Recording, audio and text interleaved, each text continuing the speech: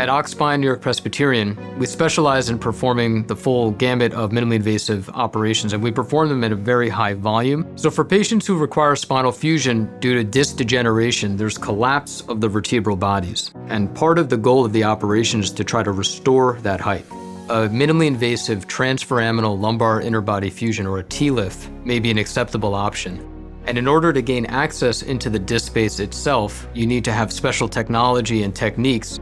With the newer generations of expandable cage technologies, they can go in even smaller, even lower profile into a very small space, and then have special expansion mechanisms that allow them to then restore height without causing collateral damage to the adjacent vertebral bodies. Not only can we restore the height of the disc, but we can actually restore the lordosis, the natural curvature of the spine. Some of the key benefits that we've seen from the patient perspective have involved faster discharge from the hospital, less reliance on postoperative opiates, a faster reduction in back pain and leg pain.